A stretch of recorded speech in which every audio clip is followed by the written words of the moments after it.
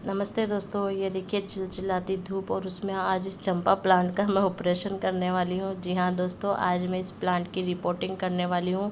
आप इसकी हालत देखिए कितनी बुरी हो रही है। इसकी से ज़्यादा इसके पोट की हालत हो रही है। जड़ें इतनी ज़्यादा फैल गई है कि गमला पूरा जड़ों से भर गया है और वो फट भी गया है। तो आज गमला भी चेंज कर देंगे और साथ में ही दोस्तों नई मिट्टी के साथ इस प्लांट की नई शुरुआत करेंगे।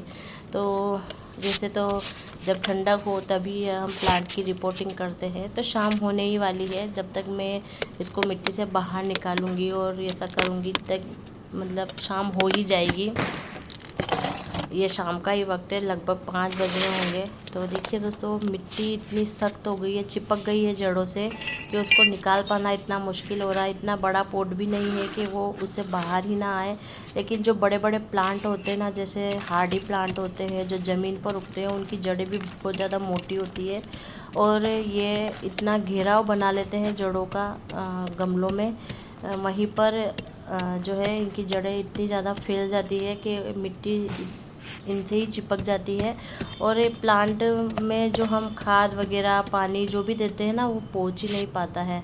तो इसलिए प्लांट की रिपोर्टिंग करना बहुत ज़रूरी है। और साथ में दोस्तों, अब तो मैं इसकी गुड़ाई वगैरह भी नहीं कर पा रही थी क्योंकि जड़ें ऊपर तक आ गई थी।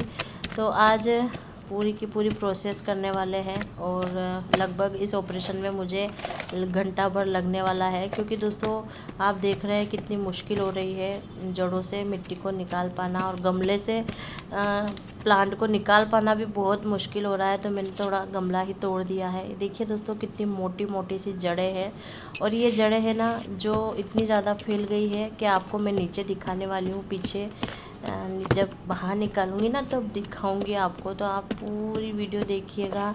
और अगर आपके भी प्लांट इस तरह से हो रहे हैं, पुराने से ख़राब से हो रहे हैं, तो उनको नया कर लीजिए क्योंकि दोस्तों ये जो प्लांट होते हैं ना, इनकी एक आदत बहुत अच्छी होती है। जैसे जैसे आप इनकी कटाई छटाई करते हैं ना, तो ये प्लांट और तेज़ी से बढ़ते हैं और घने भी हो जाते हैं। कोशिश करती हूँ बाहर निकालने की और वज़न इतना हो गया है कि मेरे संभाल पाना मुश्किल हो रहा है। पैरों की थोड़ी सी हेल्प लेनी पड़ेगी मुझे। तो ये देखिए दोस्तों, बड़ी मुश्किल से प्लांट जो है बाहर आ पाया है। अब देखिए पूरा का पूरा किला बन गया है, घेरा हो गया है जड़ों का। और मोटी मोटी सी जड़ें हैं ना, तो इसकी वजह से क्या हो रहा है कि इसका वज़न भी इतना ज़्यादा हो गया था वरना। और जो तना आप देख रहे हैं वो भी कितना मोटा सा है। तो सारी की सारी चीज़ें आज मैं करने वाली हूँ। तो सबसे पहले तो हम फटाफट से इनको हटा देते हैं जड़ों को। ये देखिए नीचे का हिस्सा देख लीजिए कितनी ज़्यादा फैली हुई है जड़ें। तो अब मैं फटाफट से आपको निकाल कर दिखा देती हूँ।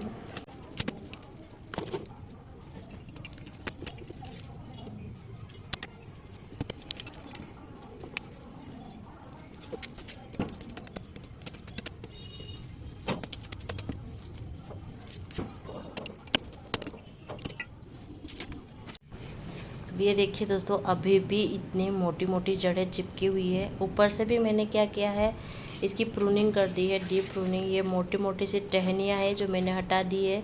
और इससे क्या होगा कि प्लांट अब बहुत सारी जगहों से फुटाव होगा इसमें और प्लांट की ग्रोथ और अच्छी होगी, प्लांट घना होगा। चंपा का प्लांट वैसे ज़मीन पर लगा हो तो ज़्यादा बेहतर है, लेकिन शौक़ है भाई तो उसको तो पूरा करना ही होगा। क्योंकि अगर आप इस तरह के प्लांट गमलों में लगाते हैं तो इतनी अच्छी तो फ्लावरिंग नहीं मिल पाएगी। फिर भी कोशिश करते हैं। अभी देखिए दोस्तों, अभी कुछ मोटी मोटी जड़ें और है तो मैं निकाल देती हूँ। फिर आगे आपको बताऊँगी कि किस तरह की मिट्टी हमको रेडी करनी है, क्या करना है।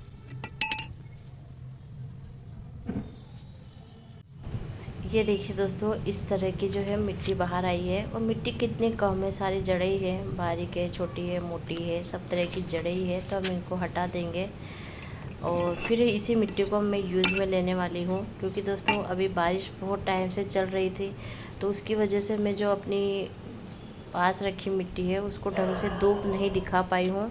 और ये मिट्टी काफ़ी अच्छी है, एकदम से भुरभुरी है। तो सारी की सारी जड़ें हटा देती है, फिर बात करते हैं ना।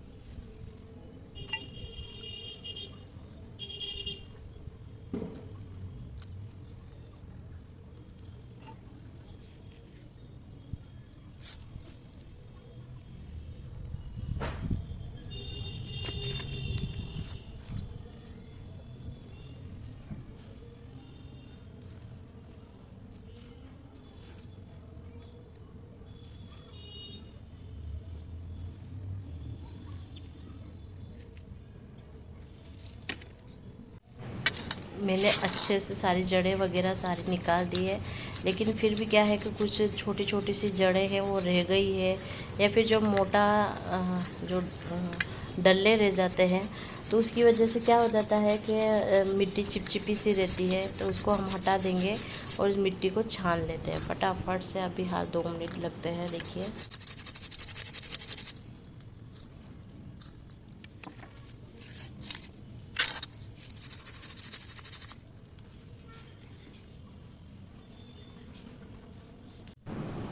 छानने के बाद दोस्तों ये देखिए, ये इस तरह की मिट्टी मुझे मिली है। और इसमें आप क्या क्या मिलाएंगे जिससे कि प्लांट की ग्रोथ भी अच्छी हो, प्लांट ख़राब भी ना हो।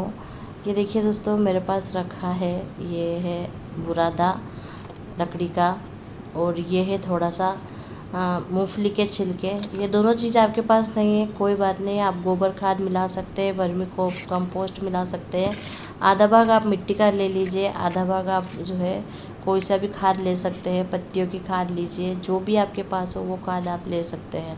थोड़ी सी इसमें मैं बालू रेत मिला रही हूँ। अडेनियम प्लांट की रिपोर्टिंग आपने देखी होगी, अडेनियम की तरह ही इसमें भी अच्छा खासा कोटेक्स रहता है, मतलब मोटा सा इसका तना होता है। और इसके लिए दोस्तों थोड़ी सी मैंने रेत मिला दी है, मिट्टी एकदम से भुरभुरी हो जाएगी।